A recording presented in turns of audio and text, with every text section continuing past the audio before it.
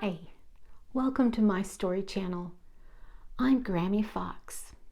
You have come to the right place. I've got a story ready to go. And it was one of my favorites when I was a little fox. But I've rewritten it just for you. Let's begin.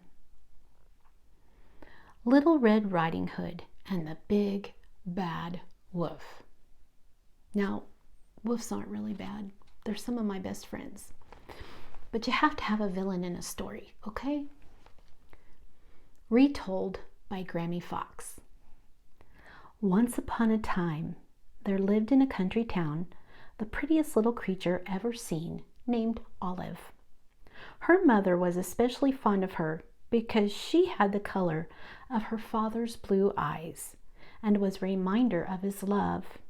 He'd been a true hero, a fireman who sacrificed his life.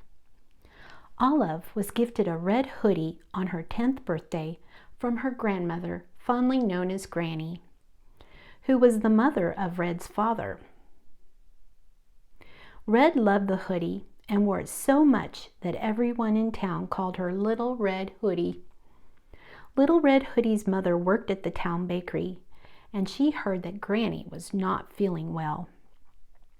She put fresh pastries and a cup of coffee in the basket on Little Red Hoodie's bicycle. Now stay on the path to Granny's, Olive. Watch for cars and don't talk to strangers.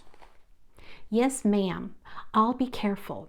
I was getting tired of only being allowed to ride to school every day, Little Red Hoodie said. Head held high, Red waved to the people in the town square. She pedaled to Granny's cabin in the woods, humming a happy tune. Once she reached the path leading off the road, she plunged into the cool shade of the woods. I'm glad I have my hoodie on today. It is a bit chill where the sun does not shine much, she said to herself as she coasted down the hill. Yes, but the sun shines warmly over there in the clearing where the daisies grow, a deep voice said.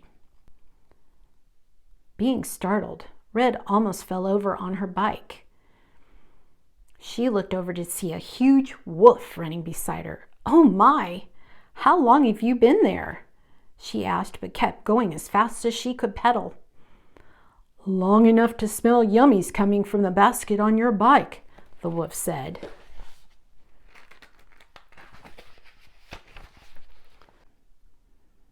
Perhaps you could share a morsel, for I've not eaten in many days. Little Red Hoodie loved animals of all kinds and could not bear to see a poor creature in need. She stopped her bike. I think there's enough to give you a bit. She reached inside a paper bag and pulled out a large piece of a bear claw. The wolf took it in one paw, turned it over as if examining it, and delicately took a bite.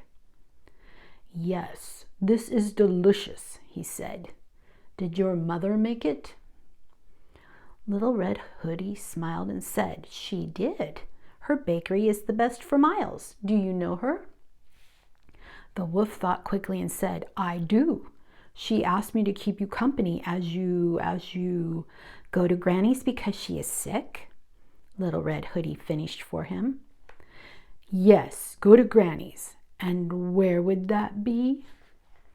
Oh, just down the valley and over the next hill. It's not too far. I see.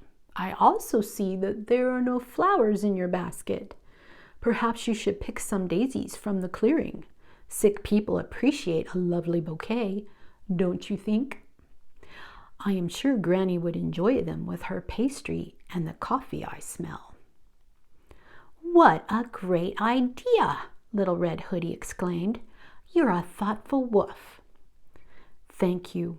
Honestly, I try, he said as he popped the last piece of bear claw into his mouth. I'll excuse myself since you are almost to your destination, and I hope to taste you soon.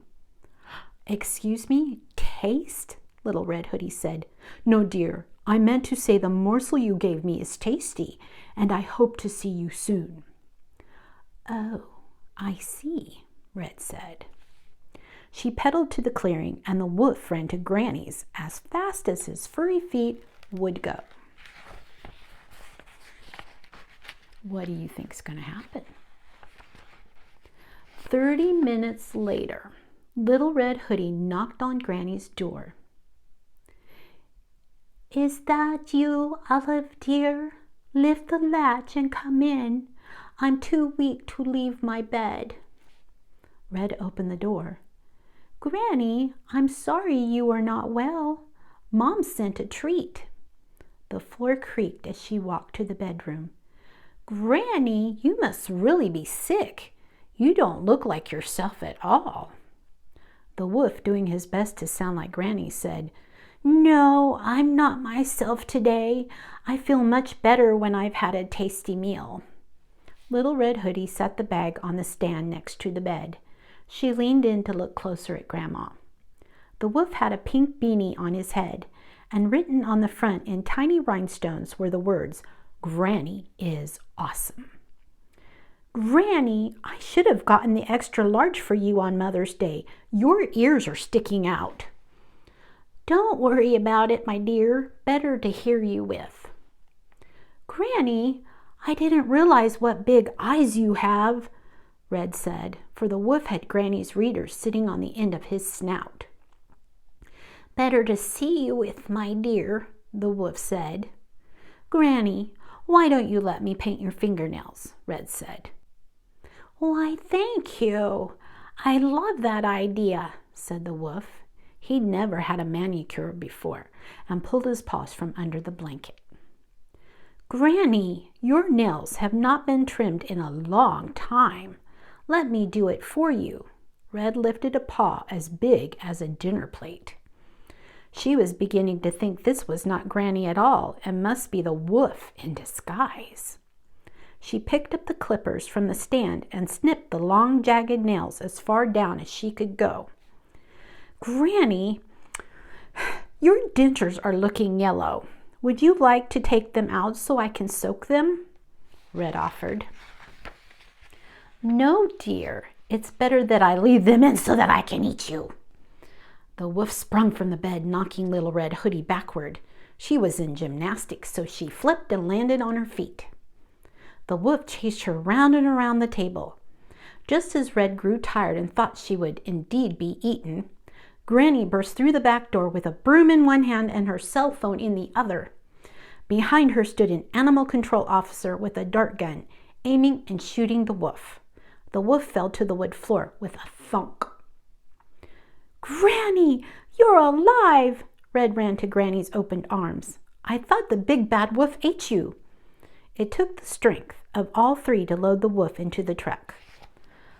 "What are you going to do with him?" Red said.